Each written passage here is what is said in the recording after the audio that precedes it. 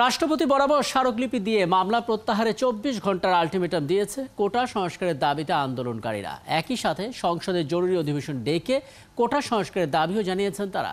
রোববার দুপুরে ১২ সদস্যের একটি প্রতিনিধি দল রাষ্ট্রপতির সামরিক সচিবের কাছে স্মারকলিপি জমা দেয়। বেলা ১২টার পরেই কেন্দ্রীয় লাইব্রেরির সামনে থেকে শিক্ষার্থীদের এই পদযাত্রা শুরু হয়। শাহবাগ, মৎস্য ভবন এবং প্রেস ক্লাব ঘুরে বঙ্গভবনের কাছে পৌঁছায়। আন্দোলনকারীদের পদযাত্রাটি রাজধানীর জিরো পয়েন্টে আসতে পুলিশের বাধার মুখে পড়ে। সেখানে অবস্থান নিয়ে ব্যারিকেড ভেঙে ফেললে সৃষ্টি হয় উত্তেজনার। এরপর পদযাত্রাটি বঙ্গভবনের কাছে সুন্দরবন স্কয়ার মার্কেটের সামনে পৌঁছলে আবারও বাধার মুখে পড়েন তারা। সেখানে অবস্থান নিয়ে সমাবেশ করেন শিক্ষার্থীরা। এরপর একটি প্রতিনিধি দল স্মারকলিপি নিয়ে বঙ্গভবনে যান।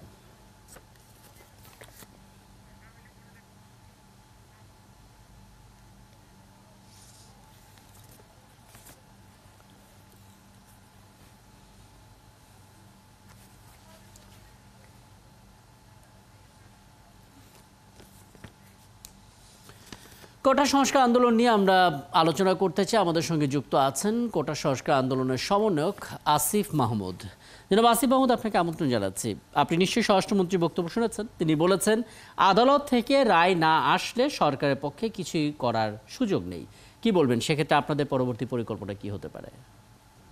দেখুন, আমি জানি না তিনি কিভাবে তিনি এই কথাটি বললেন। আমি জানি না তিনি আদালতের যে আংশিক রায়টি সেটির খবর পেয়েছেন কিনা। আদালতের যে আংশিক রায় সেখানে কিন্তু স্পষ্টভাবে বলে দেওয়া আছে কোটা পরিবর্ধন করার যে এখতিয়ার সেটি কিন্তু সরকারের, এবং আমরা এটা আরো আগে থেকেই বলে আসছিলাম যে এই এখতিয়ার সরকারের, কেননা এটি একটি নীতিগত সিদ্ধান্তে সরকারের সিদ্ধান্তই চূড়ান্ত বলে গৃহীত হয়। তো স্বরাষ্ট্রমন্ত্রী কোন জায়গা থেকে কথাটি বলেছেন আমি জানি না। আদালতই কিন্তু আমাদেরকে দেখিয়ে দিয়েছে যে আমাদের দাবিটি সরকারের কাছে করতে হবে এবং সরকার এর সমাধান দিতে পারে। আমরা আজকে বক্তব্যটা কিন্তু প্রধানমন্ত্রীর পক্ষ থেকেও এসেছে আসিফ। জি, প্রধানমন্ত্রীর বক্তব্যটি আমরা শুনতে পারিনি, যেহেতু আমাদের কর্মসূচি মাত্রই শেষ হলো। আমি বিশ্ববিদ্যালয়ের একটি বারান্দায় বসে লাইভে অংশগ্রহণ করছি, আপনাদের লাইভে আছি। আসলে আমরা এই জন্যই আজকে রাষ্ট্রপতি বরাবর একটি স্মারকলিপি প্রদান করেছি। আমরা সেখানে মূলত বলতে চেয়েছি যে দ্রুত সময়ের মধ্যে সংসদ অধিবেশন ডাকার জন্য মহামান্য রাষ্ট্রপতিকে আমরা অনুরোধ জানিয়েছি। একটি সংসদ অধিবেশন ডেকে সংসদে বিল পাসের মাধ্যমে আমাদের দাবিটি মেনে নেওয়া হোক, এবং আমাদের বিরুদ্ধে যে মিথ্যা বানোয়াট মামলা করা হয়েছে সেটি প্রত্যাহার করার জন্য আমরা টোটাল ২৪ ঘন্টার একটি আলটিমেটাম দিয়েছি। আমরা আশা করি ২৪ ঘন্টার মধ্যে রাষ্ট্রপতি মহোদয় একটি সংসদ অধিবেশন ডাকার জন্য জরুরি ব্যবস্থা নেবেন, এবং আমরা যদি দেখতে পাই যে রাষ্ট্রপতি মহোদয়ের পক্ষ থেকে একটি সংসদ অধিবেশন আমাদের দাবি পূরণ করার লক্ষ্যে ডাকার কোনো প্রস্তুতি হচ্ছে, সেক্ষেত্রে আমরা রাজপথ থেকে ফিরে যাব, এবং ২৪ ঘন্টা পার হওয়ার পরে আমরা অবশ্যই সাংবাদিকদের মাধ্যমে আমাদের পরবর্তী কর্মসূচি ঘোষণা করব। বুঝলাম, কিন্তু এটা তো একটা বড় প্রশ্ন আসিফ। মানে স্মারকলিপি দেয়া, তার মাধ্যমে তো অনুরোধই জানানো হচ্ছে, সে অনুরোধের সাথে আবার আলটিমেটামও জুড়ে দেওয়া হচ্ছে। তাহলে দিন শেষে সেটা অনুরোধ কিভাবে থাকে? সেটা তো এক অর্থে আপনার আলটিমেটামই দিচ্ছেন। কি বলবেন? দেখুন, আমরা আন্দোলনের প্রথম থেকেই সময় ক্ষেপণের যে ব্যাপারটি প্রশাসনের দিক থেকে সেটি দেখতে পাচ্ছি, এবং প্রশাসন যে সরকার যে এই বিষয়টাকে আমলে নিতে চাচ্ছে না, এটি কিন্তু স্পষ্টভাবে আপনারাও দেখেছেন।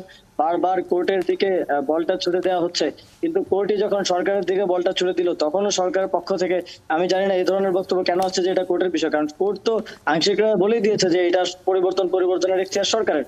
তো এই যে সময় ক্ষেপণের চেষ্টাটা হচ্ছে, সেই জায়গা থেকে আমরা জানি যে কোনো জরুরি অবস্থায় জনগুরুত্বপূর্ণ বিষয়ে যে কোনো সময় রাষ্ট্রপতির অধিবেশন ডাকার সক্ষমতা এবং এখতিয়ার রয়েছে। সেই জায়গা থেকে আমরা মনে করি যদি সরকার এটিকে একটি জনগুরুত্বপূর্ণ ইস্যু মনে করেন, সেক্ষেত্রে মাননীয় রাষ্ট্রপতি আমাদের দাবিতে সাড়া দেবেন এবং জরুরি ব্যবস্থা নেবেন একটি সংসদ অধিবেশন ডাকার এবং আমাদের দাবিটি উত্থাপন করার।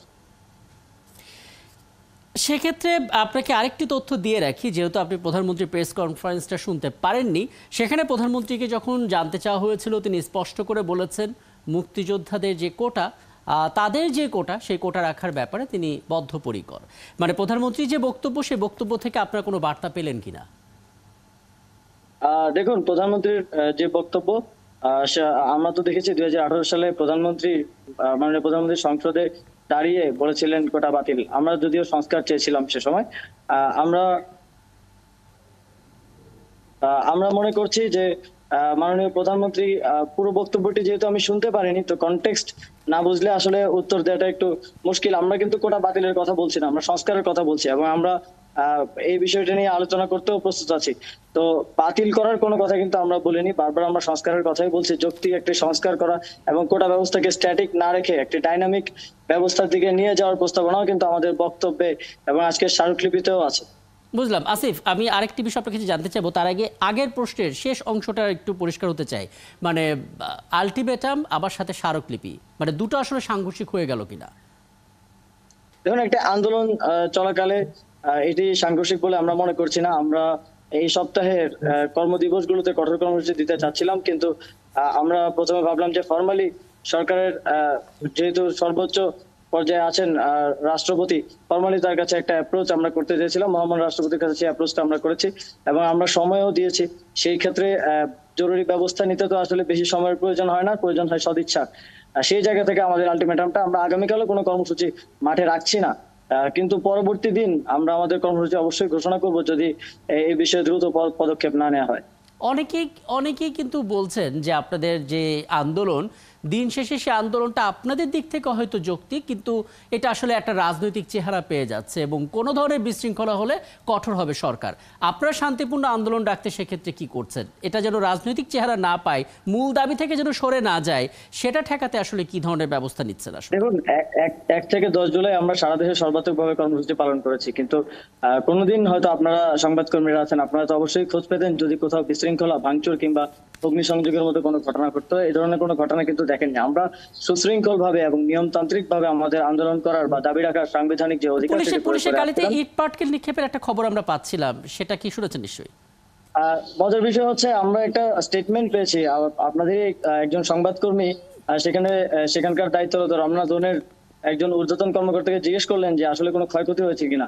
তিনি বলছেন যে শিক্ষার্থীরা আসলে গাড়ির সাথে এসে ছবি তুলেছে। আনমিউট করে দিতে হবে আসিফ, এখানে মিউট হয়ে গেছে। হ্যাঁ, তিনি সেখানে ভিডিওতে বলছেন যে কোনো প্রকার ক্ষয়ক্ষতি হয়নি, শিক্ষার্থীরা গাড়ির সাথে ছবি তুলেছে। কিন্তু পরবর্তীতে এই ধরনের ইট পাটকেল ছোড়ার খবরটা আবার কিভাবে পরের দিন আসলো এবং সেই প্রেক্ষিতে 5 লাখ টাকা ক্ষয়ক্ষতির কথা উল্লেখ করে একটা মামলাও হয়ে গেল, আমরা বুঝতে পারছি না। সে সময় দায়িত্বশীল যিনি ছিলেন তার স্টেটমেন্ট হচ্ছে যে কোনো প্রকার ক্ষয়ক্ষতি হয়নি। এটাই বলছিলাম, মানে আপনাদের যে আন্দোলন, সেই আন্দোলন তো আসলে আপনাদের নিজেদের ক্যারিয়ারের জন্য, নিজেদের সামনের দিনের ভবিষ্যতের জন্য, কিন্তু তৃতীয় কোনো পক্ষ সেখান থেকে যেন ফায়দা না নিতে পারে, সেজন্য আসলে কতটা সচেতন বা কি করছেন? আমরা সর্বোচ্চ সচেতন আছি। দলমত নির্বিশেষে সকল শিক্ষার্থীদের জন্য এই আন্দোলন, সাধারণ শিক্ষার্থীদের ব্যানারে আন্দোলন সংগঠিত হচ্ছে। আমাদের স্লোগান, বক্তব্য কিংবা কোথাও আপনারা এমন কিছু পাবেন না যেটাতে রাজনৈতিক কোনো ইঙ্গিত কিংবা উস্কানি বা ইন্ধন রয়েছে, এরকম কোনো কিছু কিন্তু আপনারা এখন পর্যন্ত কেউ কোথাও দেখাতে পারেনি। সেই জায়গা থেকে আমরা সর্বোচ্চ সতর্ক আছি যাতে কোনো রাজনৈতিক মহল তাদের অসৎ উদ্দেশ্য এই আন্দোলন থেকে সফল করার চেষ্টা না করে। সেক্ষেত্রে আমরা আমাদের ভলান্টিয়াররা, আমাদের সমন্বয় টিম সর্বোচ্চ সতর্ক অবস্থানে আছে। এটা এটা এটা এটা না হয়তো রাজধানী কেন্দ্রিক, কিন্তু রাজধানীর বাইরে যে সমস্ত বিশ্ববিদ্যালয় আছে সেখানেও তো আন্দোলন ছড়িয়ে পড়েছে। যোগাযোগটা কিভাবে হচ্ছে এবং আপনি আমাদেরকে একটু ধারণা দিয়ে দেবেন, আগামীকাল তো কোনো কর্মসূচি নেই, 24 ঘন্টা পেরোলে আপনারা তো নতুন কর্মসূচি দেবেন, কি ধরনের কর্মসূচি সেখান থেকে থাকতে পারে? দেখুন, অনলাইনে অফলাইনে আমরা সারা দেশে সমন্বয় করার চেষ্টা করছি, যোগাযোগ করার চেষ্টা করছি। শিক্ষার্থীরা স্বতঃস্ফূর্তভাবে আন্দোলন করছে, আমরা শুধু সমন্বয়টা করার চেষ্টা করছি। আর আগামীকাল যেহেতু আমাদের আলটিমেটাম চলছে, আগামীকাল বিকালের দিকে আমরা একটা প্রেস ব্রিফিং করতে পারি। কর্মসূচির বিষয়ে আমরা যদিও এখনো ভাবিনি, তবে গত সপ্তাহের মতো ব্লকেট কিংবা অবরোধের মতো কর্মসূচির দিকে আমরা যেতে পারি, এটি এখন আমি নিশ্চিতভাবে বলতে পারছি না। আমাদের আগামীকালকের সংবাদ সম্মেলন আমরা সিদ্ধান্ত নিয়ে সারা দেশের সমন্বয়কদের সাথে কথা বলে এটি নিশ্চিত করব। অনেক ধন্যবাদ আসিফ, সময় দিয়েছেন আমাদেরকে। কোটা সংস্কার আন্দোলনের সমন্বয়ক আসিফ মাহমুদ আমাদের সঙ্গে যুক্ত ছিলেন এতক্ষণ।